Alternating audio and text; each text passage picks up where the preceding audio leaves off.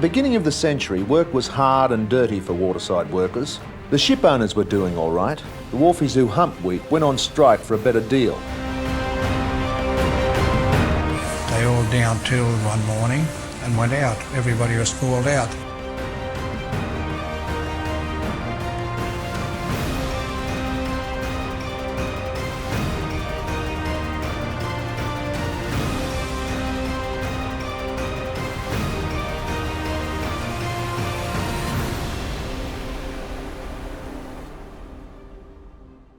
(1931), miners shot down fighting for their right to work. The Rothbury killing shocked the country.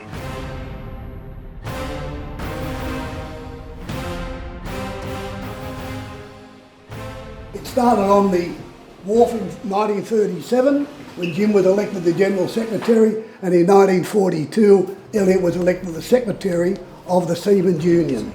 At one time, the Secretariat of the World Federation of Trade Unions was E.V. Elliott, Big Jim Healy and Harry Bridges from the ILWU. They found fighting leaders to match their fighting temper. They forced improvements, but only at the cost of many a bitter and bloody struggle.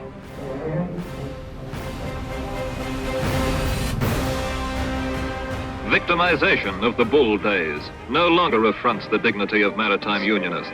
A roster system of employment gained by the union ensures an equal share in the work available for all members.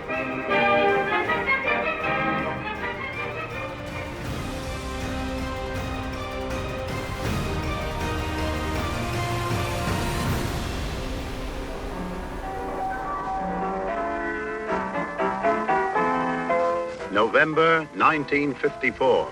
It was the victory of the Waterside Workers' Federation and the whole labour movement over the ship owners and the Menzies government.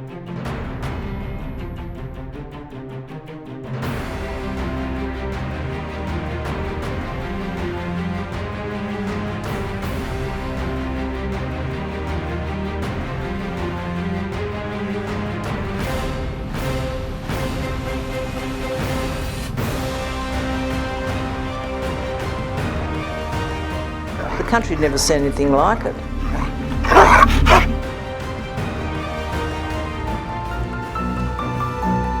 Today we've had the first set of victory. I can tell you there's no turning back now. We will defeat the blunters. Johnny Howard is his name! Johnny Howard is his name! Their idea of freedom of association was the right not to be in a union.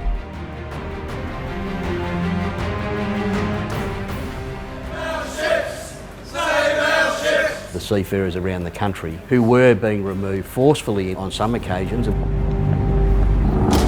captain burst in. And deposited outside at 1:30 in the morning in the cold with no future and shock.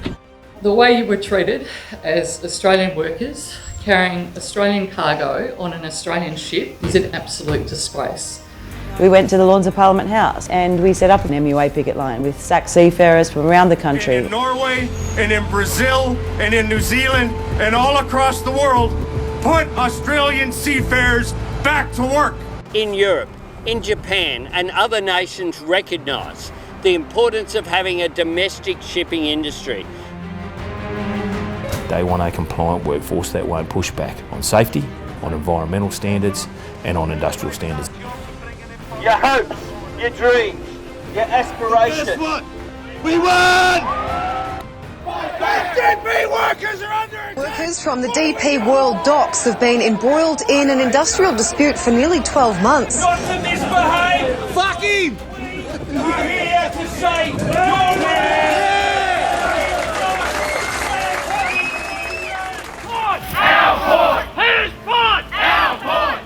Darwin Port has been leased to a Chinese company for just over $500 million for 99 years.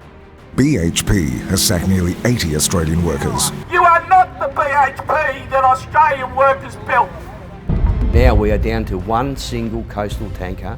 Once that is removed, Australia will be completely reliant on foreign vessels transporting our fuel around our coast.